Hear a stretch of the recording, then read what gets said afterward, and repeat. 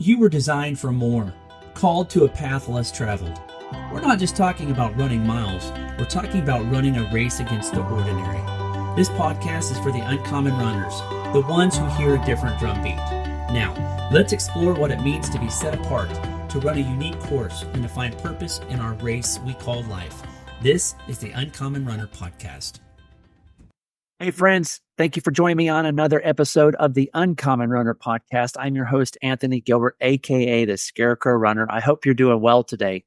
Going to have an episode that I recorded a couple months ago, right as I was relaunching this podcast, and decided to hold off on it and launch it when I was ready and situated in a better format. So I have Aaron Dana as my guest on this episode. Aaron has done a lot of phenomenal things in the last 3, 4, 5 years as an ultra runner.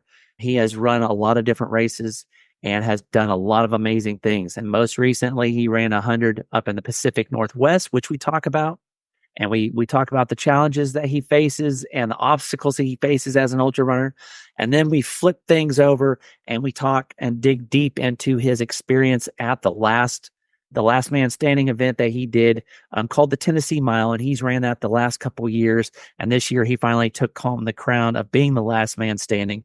But we talk about the adversity that he faces as an ultra runner, the challenges that he has faced over the last couple of years running that race, and what he's done to overcome and to persevere and to ultimately become a last man standing.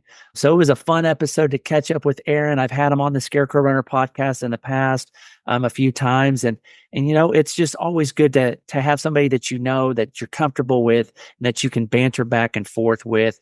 Aaron comes from upstate New York. He's a Buffalo Bills fan. He is a good friend. He's a man of God. He loves the Lord. He has a beautiful wife and children.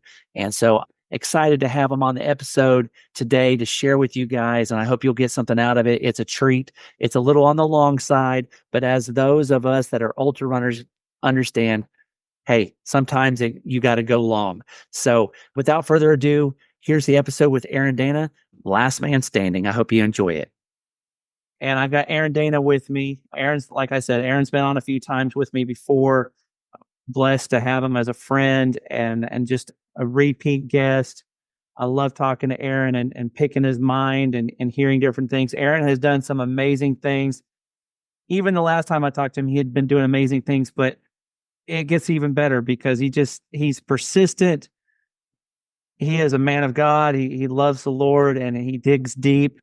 And man, if there's any definition of perseverance, Aaron, I'd have to say you are one person that has. If there would be a tattoo on your forehead that says perseverance, that would be you, brother. Because I mean, you grind, and I see it. I know you well enough. It's not just like you're blowing smoke out there for people to get likes and hearts on your posts.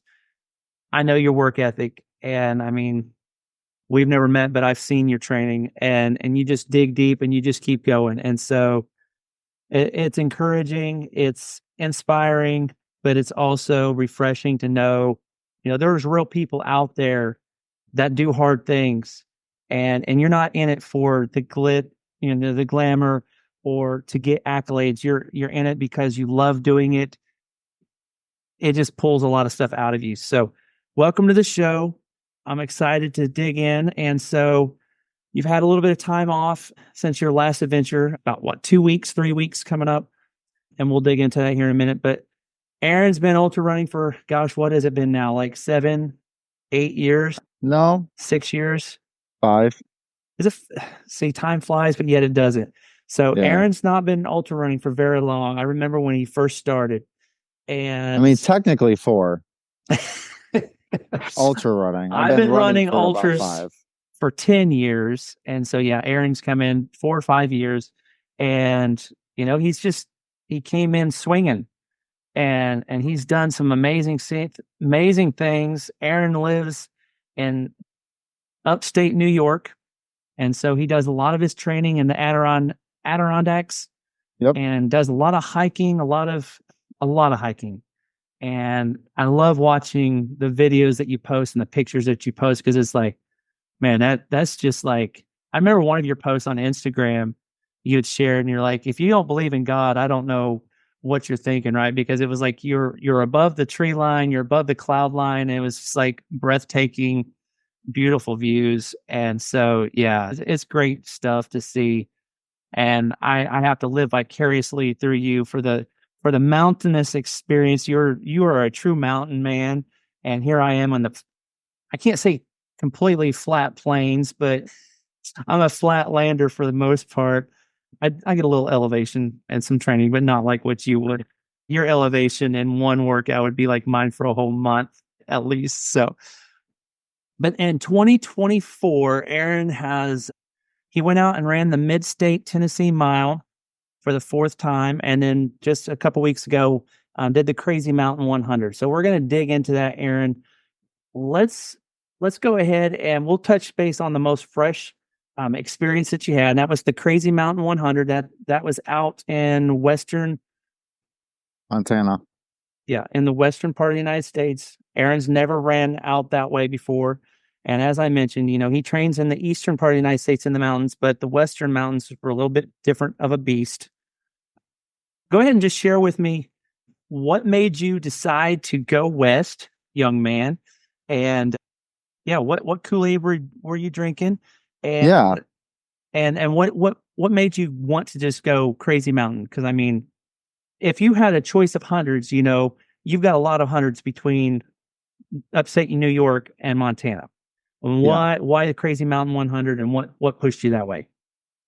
It was pretty easy. My buddy Eric Keenley from Mid-State Mile, we've run that together we both ran it for the last 4 years, and he was running the Crazy Mountain 100. He attempted it last year and didn't finish, so he was going to be running it again. So we've always talked about doing something together in Montana, whether I go visit him and we just do some hikes. So I knew he was going to be signing up again to run it. And so I was like, you know what? What the heck? It kind of scares me. It looks intimidating. So let's do it. So that was basically it. Eric was the motivation to want to do it. I heard really good things about the race, that it was really well put on, that it was gorgeous and breathtaking. And the only race I've done out west, I ran the Zion 100K. I remember that. Which isn't really like mountainous, but it's still out west, a drier climate. And I like the idea of a drier climate after running in Tennessee the month before when it was 100 degrees and the humidity was crazy. Like, you know what? I can handle, I mean, the temperature for crazy was like in the 80s and it was dry. So it was great. Like the heat wasn't a factor. So I was ready for that because I'm used to the East Coast just sweating buckets constantly all day, all night. And so that's a reason I was looking forward to the West. But yeah, Crazy Mountain was everything that you've heard that it is. If you've heard anything about it, it's a super tough mountainous race. It traverses through the Crazy Mountains, which is separate from the Rocky Mountains. It's like its own little mountain range, but it's super remote. There's one aid station that they got to hike in all their gear like 8 miles on horseback and have an aid station set up the whole time. So it's pretty remote and it's just rugged and it's relentless, man. Montana is huge. Like the state is huge. The land you can see for miles. It's called Big Sky, Montana for a reason. Like you can just see for miles. The hills, the foothills are like mountains. And then when you get into the mountains, you're like, holy cow, like this is crazy. So it was a really cool experience. I'm used to East Coast mountains. And on the East Coast, when you're in the mountains, you're pretty much always in the trees unless you get really high. Maybe at the summit, you get a clearing, you get a view. So there, it's just pretty much views the whole time, especially the higher you get. So that's just an awesome part about running out west is that yes, there's more sun exposure, but the views are way more frequent, which is a good motivator when you're doing something really tough versus if you're just grinding in the woods and all you can see is the trees. So let me ask you, Aaron, with all the mountain training that you've done in the East Coast versus going out to the Crazy Mountains, Are the mountains in the east were they more challenging for you and prepared you the right way for what was in the crazy mountains? Or is it completely different? As far as the Like the terrain and yep, the terrain. Yeah. So the Adirondacks in particular, they don't have we don't have switchbacks in the north. In the Northeast is where a lot of the really tough mountain ranges are. I know there's mountains all through the Carolinas and Georgia, but they're not quite as technical as the Adirondacks and the White Mountains in New Hampshire. And there's no switchbacks up there. So it's just you're going straight up the mountain. There might be a little bit of a switchback nest to it, but it's the grade is a lot steeper and the terrain is a lot more rugged. Like if I go to the Adirondacks, if I'm climbing mountains, there's not much running. Maybe as you're approaching the mountain, but when you start climbing the mountain, you can't run. The terrain just doesn't allow it. The crazy mountains were tough, but they had a lot of switchbacks. So the grade was less intense than I was used to, which was welcomed.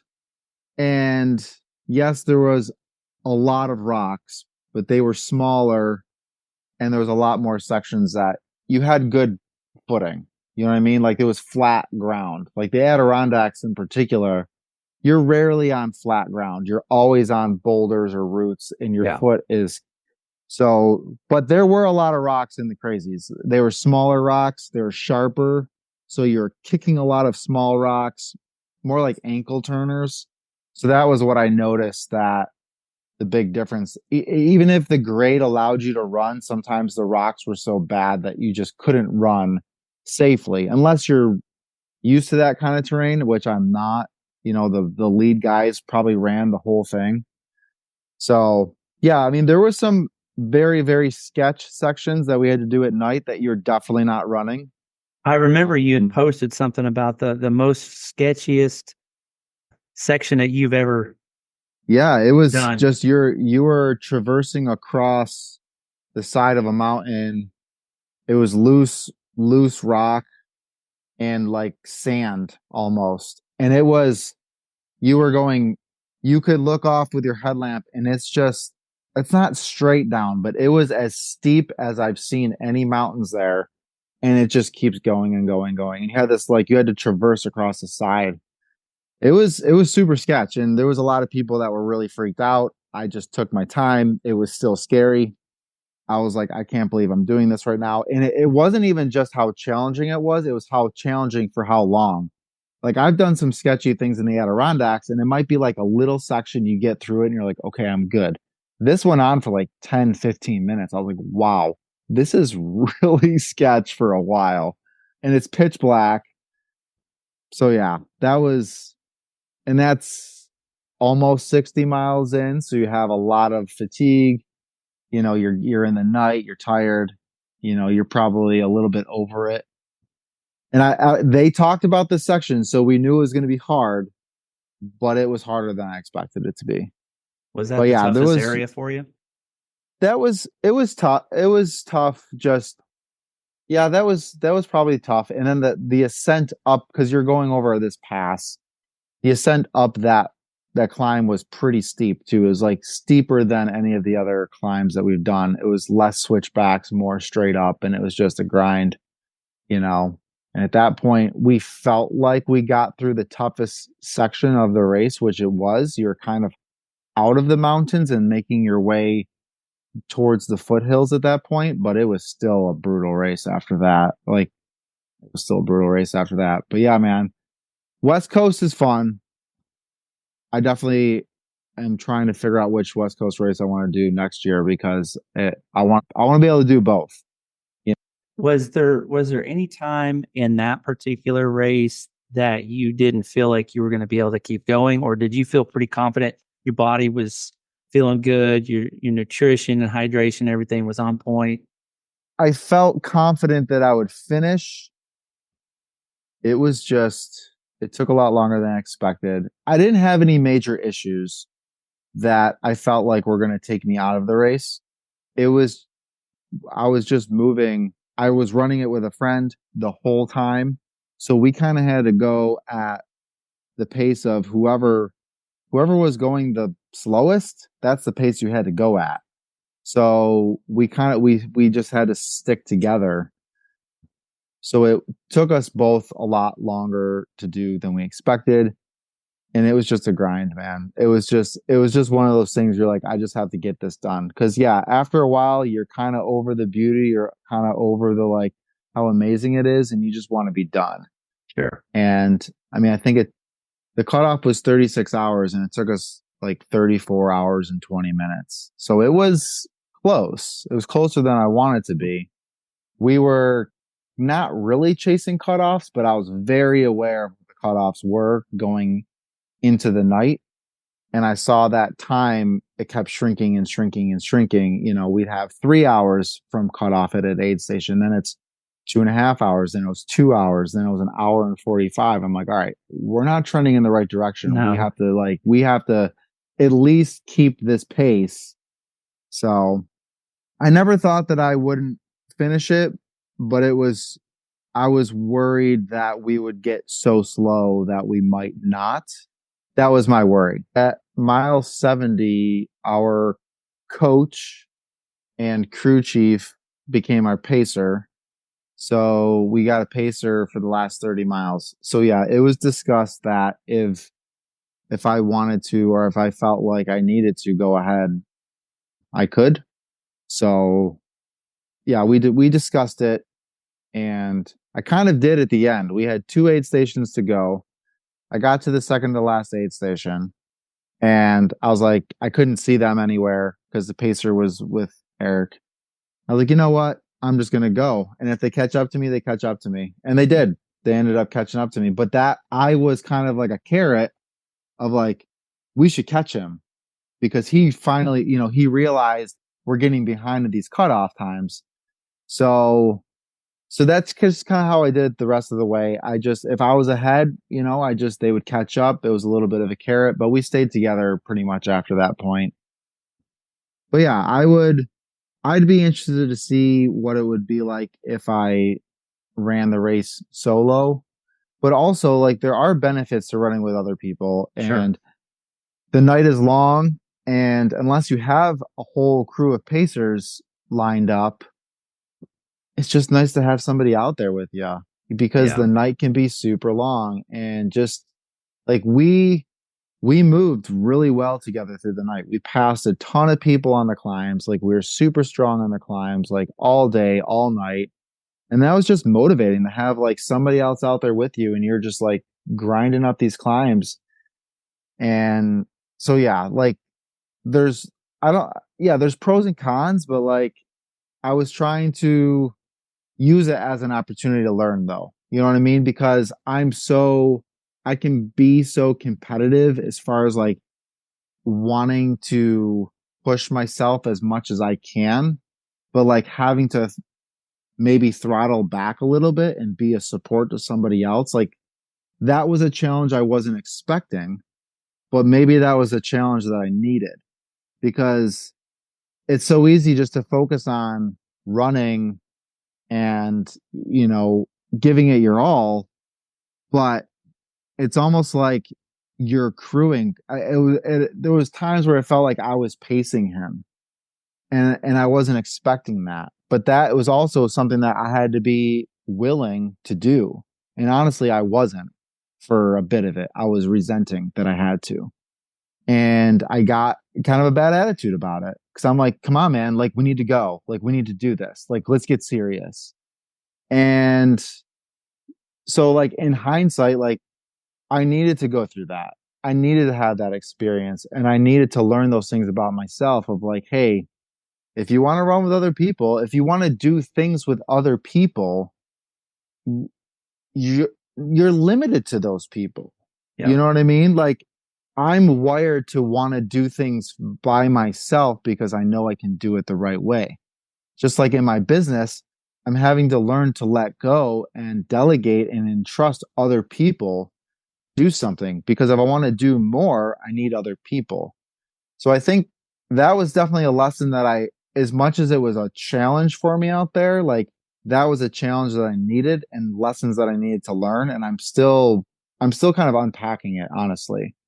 because it's something that I can see in myself is a weakness that if I see someone else struggling and they're not able to like keep up or whatever, I, I I get a little frustrated with it instead of having a little bit more compassion, having more of a thinking like, how can I inspire them or how can I encourage them instead of just getting frustrated with it.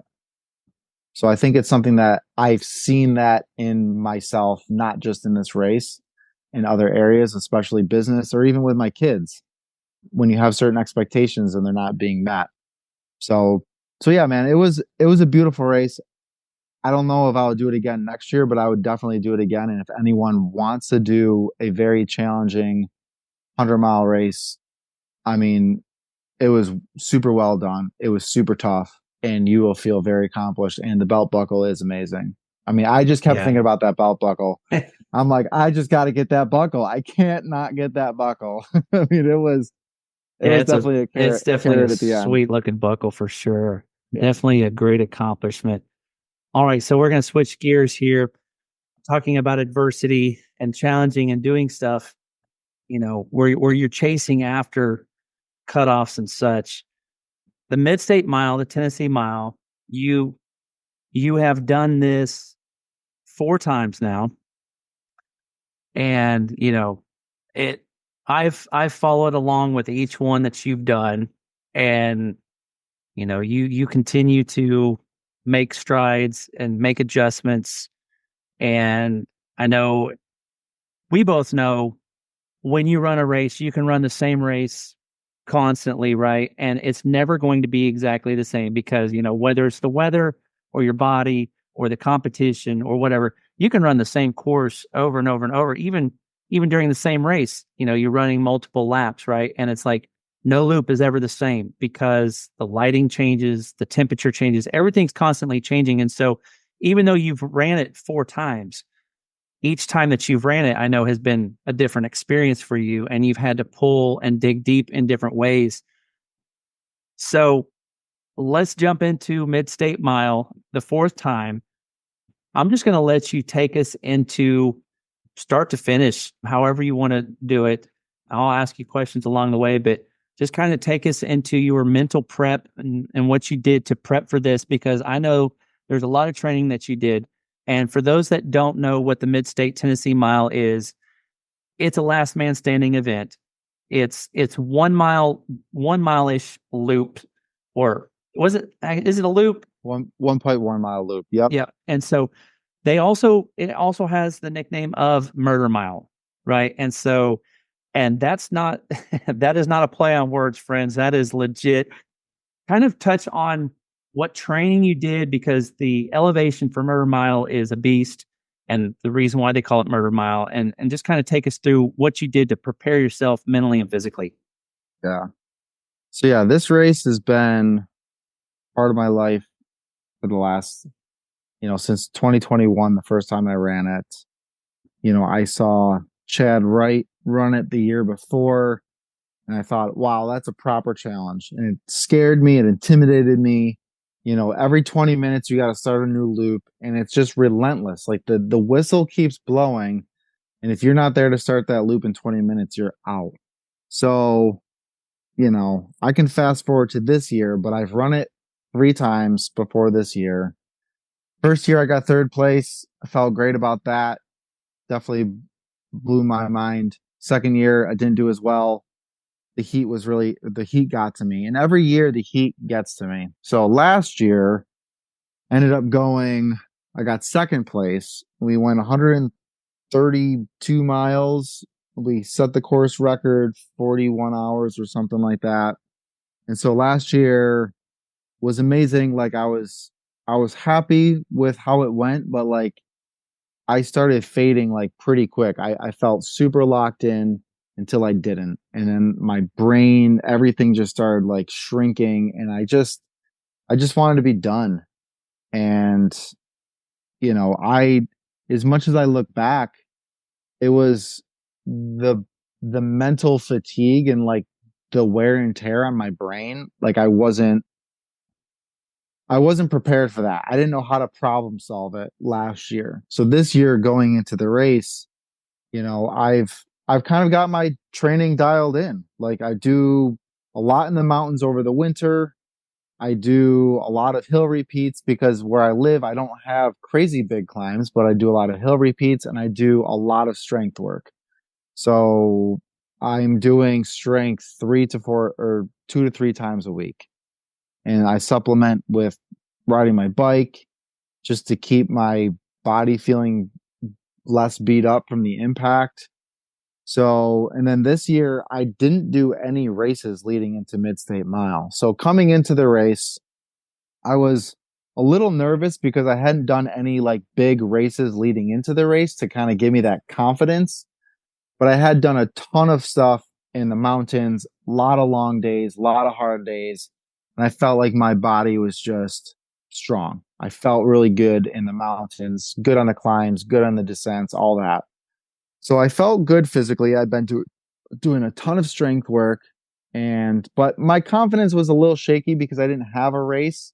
You know how like you go long Hmm. enough without doing a race, you're like, do I still got You this? forget what it's like, right? You're like, Yeah, I know I got it, but do I got it? but do I got it? It's like it is good to have those lead up races. But anyways, going into it, I felt good. I wasn't dealing with any injuries. There was nothing I was worried about physically. But and the biggest thing was that I wanted to continue to persevere, even though not that it just got hard, but that like when my brain was just done and I was just done, like I wanted to keep going. And I wanted to like let my crew, let my wife know if I was having those struggles. And I wanted to stay locked in. Like last year, things got hard. And then when they finally got like too hard, like my mind was just, I was just done. And I found a way out, like, I mean, I was having some physical issues too, but like I could have kept going. So that always bothered me. So this year I was like, I'm not going to do that. I'm not going to mentally quit. But so coming into the race, I felt strong. You know, I trained Becca Jones, who's the race director, is also my coach. And she doesn't have us do crazy high volume.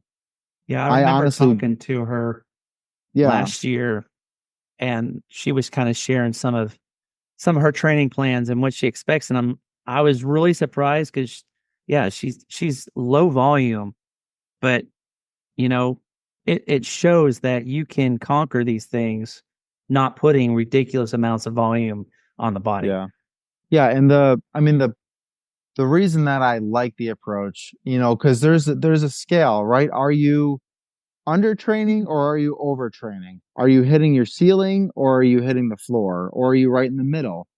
So for me, there's a range of what you can do. And we all see people that are training crazy high volume.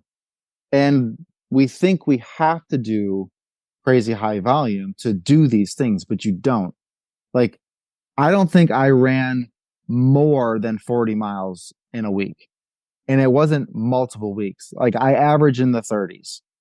But I'm also supplementing with riding my bike, doing the Stairmaster, which doesn't really count towards my mileage, and strength work.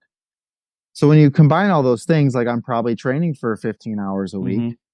but it's not all running. So you can build fitness, you can build strength, you can build durability in your body without having to only run. And I really like that. I like being able to mix it up. I like having a lot of different things that I'm doing. And I like that I'm not injured and I'm not chronically burned out. I have done higher mileage in the past when I first started, and I always felt like I was overtraining, like I Hmm. was doing too much and I was always battling injuries. I haven't been injured since I started working with Becca, and I've been getting progressively stronger and faster every year. I'm almost 40. I want to be doing this for a while.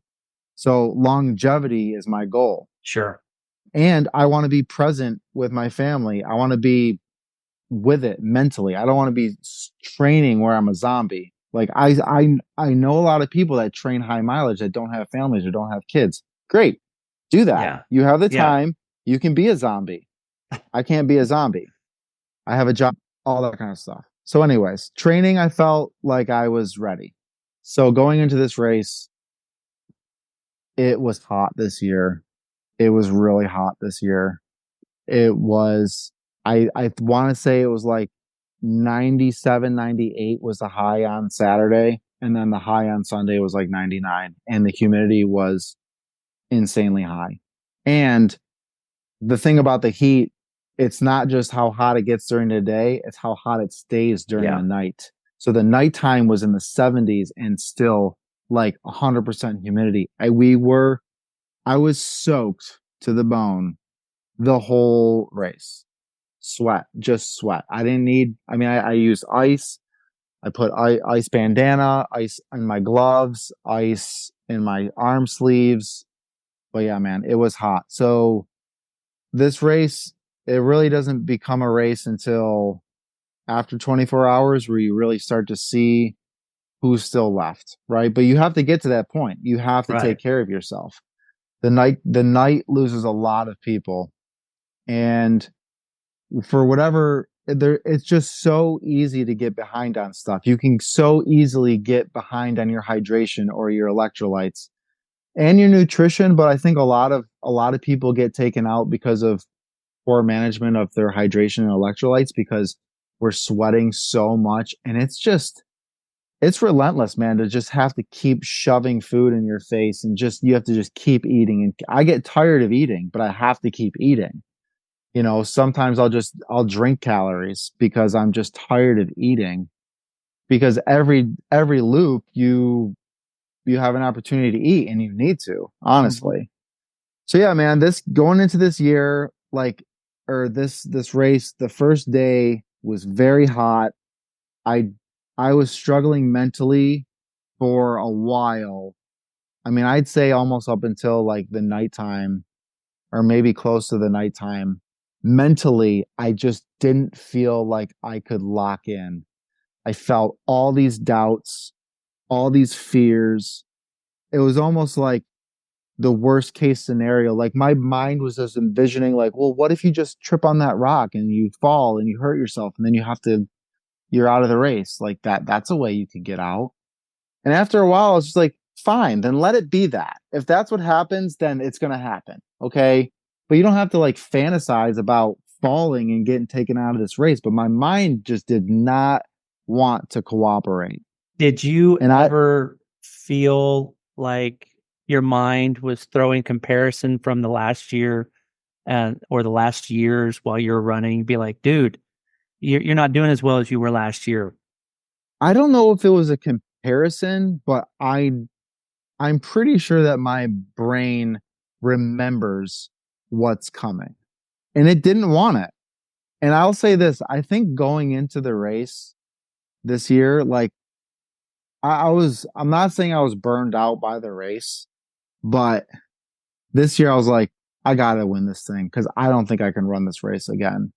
Like I need a break because it's just so demanding. It's not like, hey, go out and run 100 miles at your own pace. If it takes you longer, it takes you longer, but you'll get it done. Like this, there's a whistle every 20 minutes. And if you want to take 2 seconds longer, you're done. You know what I mean? Like you don't have extra time.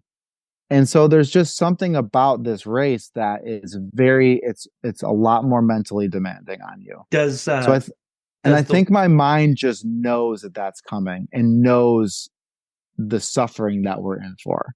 does that whistle ever has that whistle ever messed with you? I mean, you hear the whistle blowing, right? I think of Hunger Games, right? When someone dies, the cannon goes off and you know someone's out. And the whistle blows, you know someone's out. Does it get annoying to where you hear the whistle and you're like, man, someone else just dropped, and you're like, No, I mean the whistle is blowing to start the new lap, so it's not guaranteed that someone dropped. I wish they did a cannon so you could hear every time someone dropped. That would be kind of cool. Then you see their face in the sky, like, oh, we lost. oh Because like no. I don't even know who we lose half the time because I'm running at a certain pace. I mean, there's so many people that run this race that I had never even seen. You know what I mean? You don't even know that they were there. But no, I don't. I think my mind it just didn't want to cooperate, and I was like, you know what? I'm just gonna keep going. And my wife was like reminding me, she's like, baby, everybody's struggling. It is hot today. everybody's over it. Like within the first day. And that was like last year, my mind was locked in for like right off the bat the whole time. So yeah, I think there was a little bit of comparison of like, man, you were so locked in last year and you're not locked in at all. But I didn't have any physical issues, just my mind was just not getting locked in. So I prayed a lot, you know, I told my wife, I'm like, have my family pray and have my buddies pray. And like, I just felt like I was being attacked by all these doubts. And I don't know what happened, but they got quiet and I was able to get locked in and get focused, like going into the night.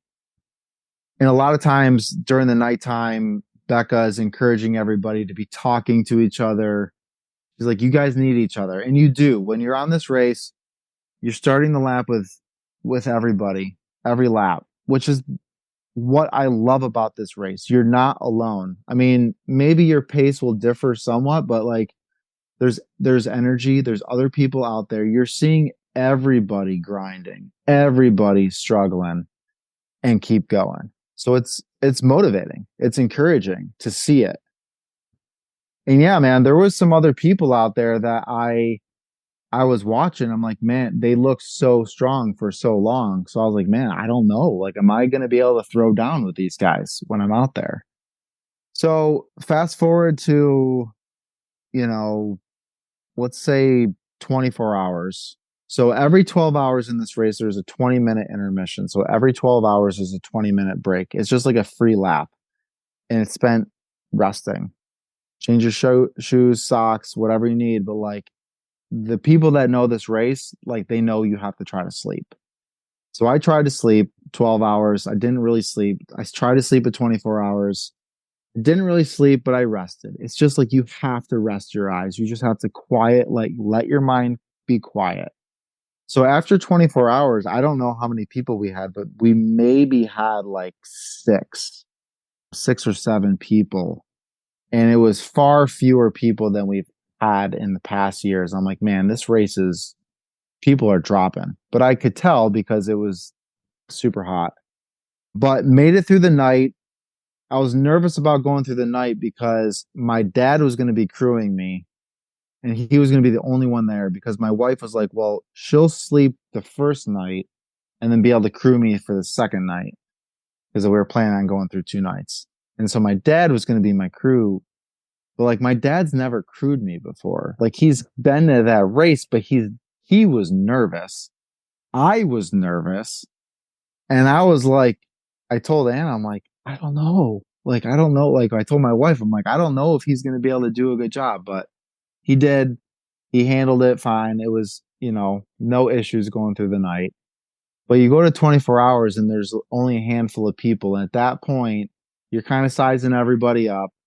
You start to see chinks in the armor of people. You start to see, oh, they're struggling on the downhills. With this course, there's 2 climbs, 2 big hills, but the first hill is the biggest. It's the biggest climb, and it's the steepest, longest descent.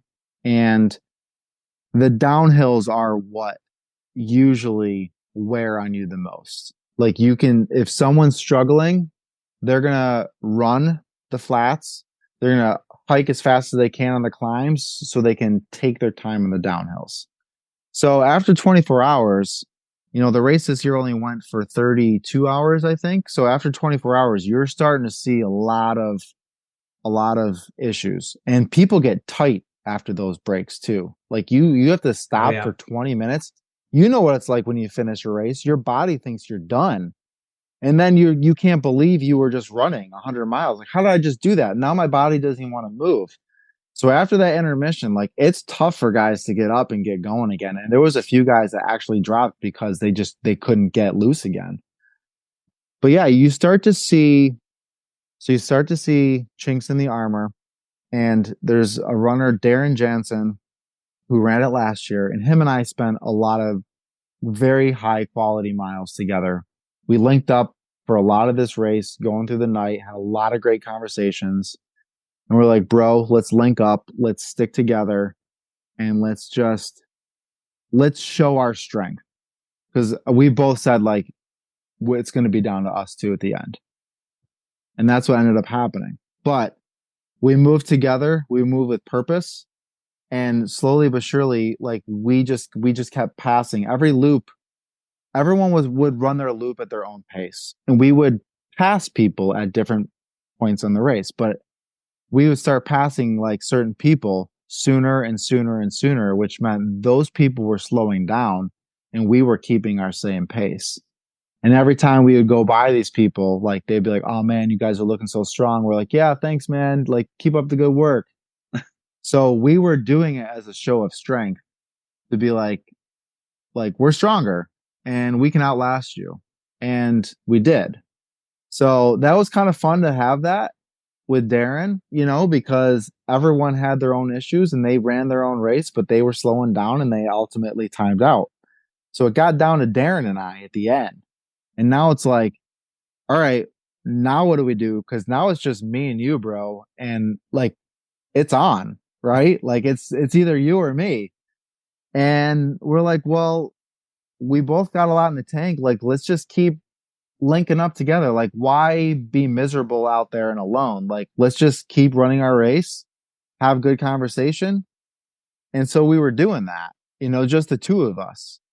And I think John, the race director, kind of gave us a hard time. Like, what are you guys just going to be like best friends out there now? Like, this is a race. Come on. So, but the heat of the day, so ultimately ended up getting down to me and Darren. It's the two of us. I can't remember for how long we were running, just the two of us, but whoever drops first loses and the other guy wins, right? And at this point, all I had to do was outlast Darren. And he was looking strong, but then he started to not look so strong. And he started to really struggle on the downhills. And I remember I had a lap where like he finished several minutes behind me. And I just kept running my pace and he wasn't there. And he was really struggling on the downhills. And so I was like, that was interesting. Like he just really slowed down. And then the next lap, he took off running so fast. I was running laps in about 17 to 17 and a half minutes. Okay. He started running like 15-minute laps consecutively. And I'm like, what is this guy doing? Like, that's not sustainable, bro. Like, what are you doing? So he did that one time. I'm like, that was a little weird. And then the next time we line up, does it again. He just takes off running. And we didn't run it all together. He just booked it and finished fast. And I'm like, what is this guy trying to get in my head? Like, what is he doing? Like, it's 100 degrees. You shouldn't be running faster. And you were just limping down that hill. Like, what is going on? And he didn't say a word about it. We would just line up and just take off. And he'd take off. He did that like 3 times. So that's like an hour. And I'm coming in at my same pace, but I'm just grinding out there, man. Like the heat was so intense. Like all I could do was endure. All I could do was endure. I would sit down in my chair when I got back. I'd have a fan blowing on me. I'd get all my ice put in all the places and I would just sit there and I actually fell asleep. It was the only time I fell asleep in the race. And it was when I was sitting in my chair for 2 minutes. My wife had to hold my head because I fell asleep. I was so spent, man, but I could keep going. And I was like, I just have to keep going. I don't know what Darren's doing. And I was like, if I can just get through the heat of the day, I will be better. I just got to get through this heat. It was like almost 4 o'clock, 3 o'clock, 4 o'clock. And then it started raining, dude. And the whole, like, you could feel the heat broke and it dropped by like 10 degrees and it was raining. And I'm like finishing this lap and I'm like, thank you, God. I'm like, I made it through the heat. Like, it's going to get better. The night's going to come. It's going to get cooler. And I was like, thank God. Like, we got rain. And it wasn't like a heavy rain, but it was enough to cool you down. And you could just feel, actually, a storm ended up coming through later. But so Darren and I get to this. It starts raining. We start a lap and he starts running with me.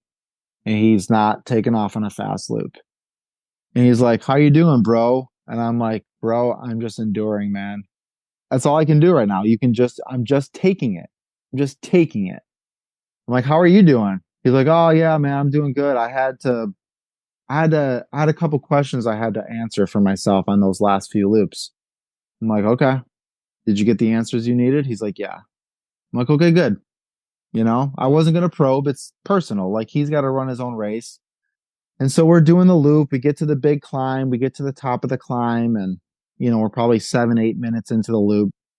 And he's like, "Yeah." So a couple of the questions I had to answer were, he's like, "Well, one thing I was like, I wanted to get to 100 miles, and we had just gotten to 100 miles." I was like, "Okay." He's like, "And the second thing is I wanted to see if I could get you to quit." I was like, "Oh, really?" He's like, "Yeah, I want to see if I could get you to quit." He's like, "Because I'm done." I'm like, "No." I'm like, "No, bro, you're not done." He's like, "Yeah, bro." He's like, "I think I broke my leg." Oh, And I'm like, it turns out he did end up having a stress fracture in his shin. So he was in a lot of pain and it was getting worse and worse and worse. And he was very, very struggling on the downhills. So he told me on that loop that he was done. And I still had a loop I had to finish that loop and I had to run another loop. I was like, "Are you serious, man?" He's like, "Yeah, I'm serious." I was like, "All right, well, I'll see you at the end." So I just finished that loop and I came in, I told my crew, I'm like, "He's done. He's done on this one. Like, he's not going to make it back in time." And so the way it works is that I still have to run one more loop by myself. So, I'm sitting there knowing I just won Mid-State Mile, but also I got to stay locked in. Like, it's still a hard course. Anything could happen. And so I just ran that loop the way I ran it 100 times before, and I ran my same pace. I came in, my family, my kids met me up on the trail and they ran in with me. That was super special. All my kids were there. My wife was there. My parents were actually both there to see it and experience it. And it was just amazing, man, because it's not just about persevering and enduring for that race. It was my fourth year running this dang thing. And I've been consistently coming back because I knew I could win the thing. I knew I could put it all together. And it was so special, bro, because like I couldn't believe it was over, but I'm like, all right, I did this thing. And that was probably the toughest like year I've ever been a part of. The heat was just so oppressive. I mean, there's people that have run, the guy that won last year, he didn't make it that far. Like Luke Bolschweiler, who's in that movie, like he didn't make it to the end. Like these guys are all confident, competent people. And I was like, all right, I got it done. And I stuck with it all these years. And every year I learned lessons. Every year I applied those lessons. Like, yes, the heat was oppressive, but I learned to manage it, man. I have cooling strategies. I use the sauna like 4 or 5 times a week and get my body acclimated. But it was just such a relief, man, because every year after I finish this race, I'm always like, well, what could I have done better? What could I have done this different? And this year I was just like, got to celebrate. We did it. We finally did it. Celebrate on the drive home with my wife and be like thanking her for all of her support and being there for me. And, she's learned so much about me and about this sport and just the power of belief, man. Like, yes, I put in the training, but there's also so much I've grown mentally in the belief that I have that I can do it. And the belief, I think I said at the end of the race that I never wanted to stop believing that I could win it. And even like near the end of the race, I told Darren, I'm like, I don't want you to ever doubt that you can beat me. I want you to fully believe that you can beat me. And I want to fully believe that I can beat you. And if you don't beat me, or if you lose, that's fine. But last year, I stopped believing that I could win. And I looked at how strong Eric, my competitor, was. And I said, I can't beat him. And I ended up losing because I stopped believing. So much of life, like your belief is what's coming under attack and trying to get you to believe the doubt that you can't or that you're not good enough or someone else is better. And you look at someone else's strength or you look at the circumstances instead of sticking to that core. Because what did I have to do? My belief was enabling me to just endure and just keep going. It's not that it gave me superpowers. It just gave me the ability to keep going. And that's life, man. Like so much of our life is you're not going to have these warm, fuzzy feelings of faith and belief. It's don't quit. Keep going. Keep doing what you know to do. And so I think that was probably the biggest lesson I learned this year. And I've learned over the course of years is to have that belief, in yourself that you could. And everyone told me this year going into it, Aaron, this is your year, man. This is your year. And I still had a hard time believing it. But I think that, kind of proved to myself that I remember Chad Wright saying one year about me, he said, if Aaron Dana believes that he could win this race, he'll win this race. And he thought I could win it, a couple years ago. And I could have, but I stopped believing then.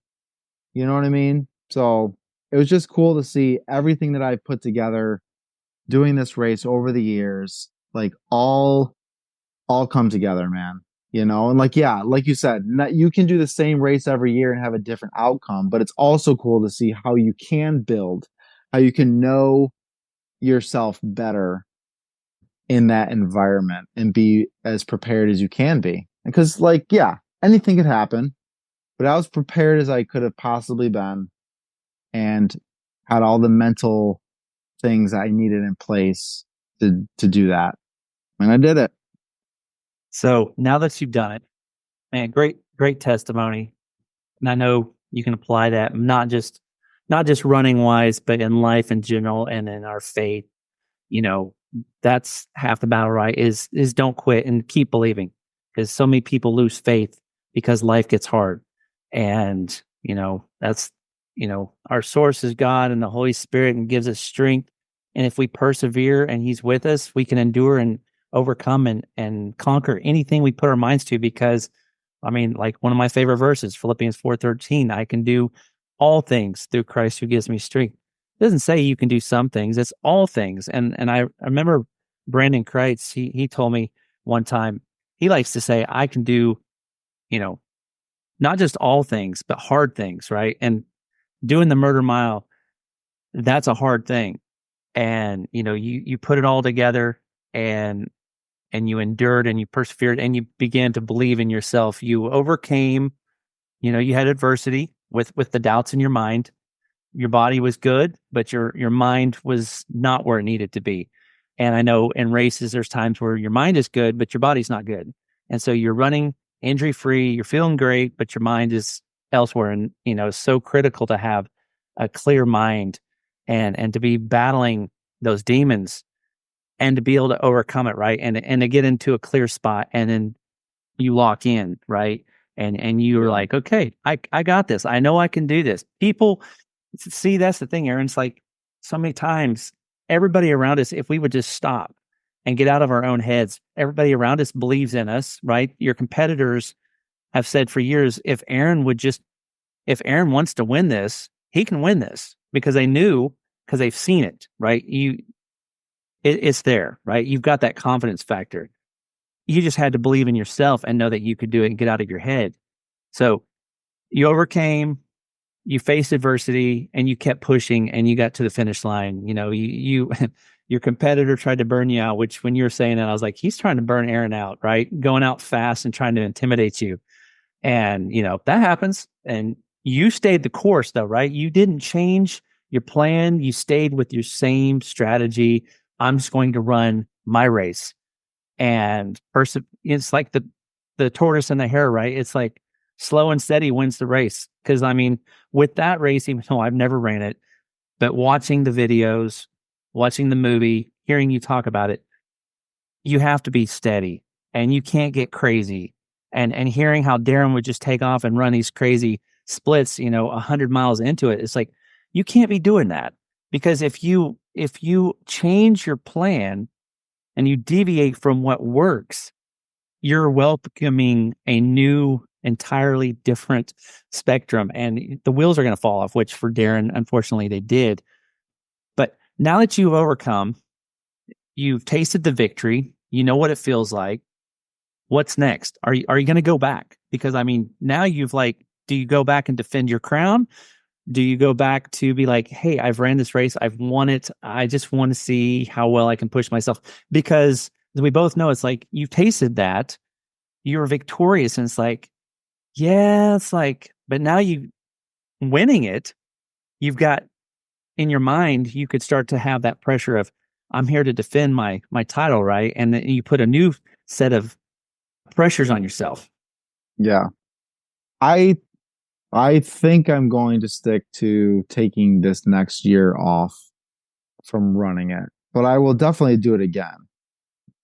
It's a very special event, and I want to be, so my hope going into next year is I want to be a part of the race. I want to see the race from the perspective outside. that the outside.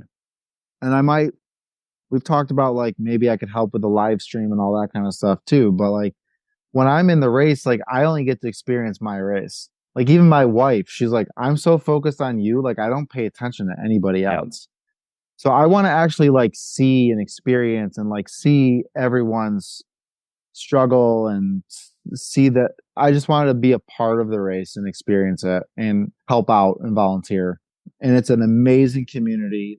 There's just an atmosphere there that is very rare. I haven't found it in any other race I've ever done. That's what kept me coming back.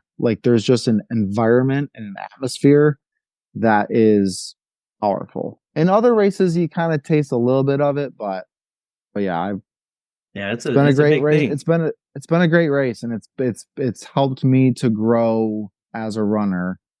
I feel like it's concentrated. You know what I mean? So in this race, I will learn more about myself and how to be a better runner and where my weaknesses are than if I ran 3 races. You just learn so much, and it's easy to pinpoint things too.